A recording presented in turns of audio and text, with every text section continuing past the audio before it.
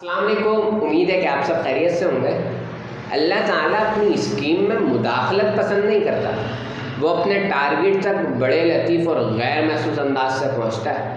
یوسف کو بادشاہی کا خواب دکھایا اور باپ کو بھی پتہ لگ گیا کہ ایک موجودہ نبی اور ایک مستقبل کا نبی ہے، مگر دونوں کو ہوا نہیں لگنے دی کہ یہ ہوگا کیسے۔ یوسف 2 کلومیٹر دور ایک کنویں میں پڑا رہا، مگر خوشبو تک نہیں آنے دی کہ خوشبو آ گئی تو پھر باپ رہ نہیں پائے گا، جا کے کنویں سے نکلوا لے گا۔ حالانکہ بادشاہی کا سفر اسی کنویں سے لکھا گیا تھا۔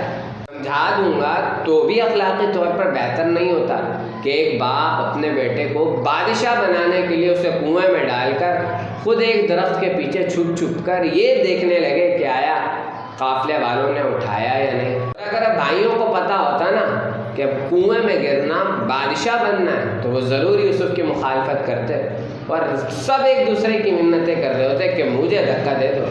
اصل میں اللہ تعالیٰ ان کے بھائیوں کو بادشاہ بنانے کے لیے استعمال کر رہا تھا۔ یوسف عزیز کے گھر گئے تو نعمتوں سے بھرپور ماحول سے اٹھا کر جیل میں ڈال دیے گئے۔ کَإِنَّ مَعَ الْعُسْرِ يُسْرًا۔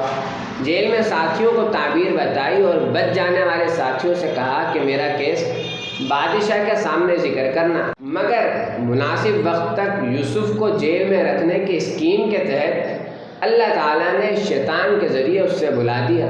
یوں شیطان بھی اللہ کی اسکیم کو نہ سمجھ سکا اور بطور ٹول استعمال ہو گیا۔ اگر اس وقت یوسف کا تذکرہ ہو جاتا تو یوسف سوالی بن جاتے، جو کہ رب کو ناپسند تھا، کیونکہ اللہ کی اسکیم میں بادشاہ کو سوالی بن کر آنا تھا۔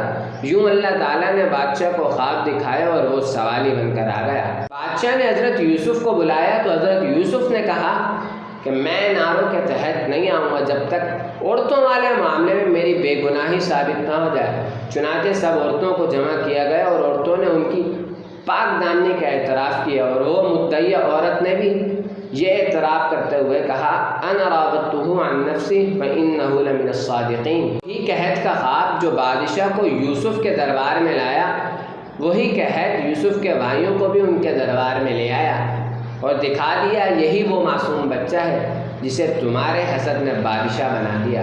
حضرت یوسف نے کہا کہ میرا ایک پہلے بھی کرتا تم میرے باپ کے پاس لے گئے تھے جس نے میرے باپ کی بینائی کھو دی تھی، اب بھی جاؤ یہ ایک کرتا ہے میرے باپ کو دے دو، اس سے میرے باپ کی کھوئی ہوئی بینائی واپس آ جائے گی۔ اب یوسف نہیں، یوسف کا کرتا مصر سے چلا ہے۔ کنعان کے صحرا مہک اٹھے، یعقوب چلا اٹھے، کہنے لگے انی لاجد ریح یوسف لولا ان تفندون، کہ میں یوسف کی خوشبو پا رہا ہوں۔ سبحان اللہ، جب رب نہیں چاہتا تھا تو 2 کلومیٹر دور سے خوشبو نہیں آنے دی، لیکن جب سوئچ آن کیا تو مصر سے کنعان تک خوشبو سفر کر گئی۔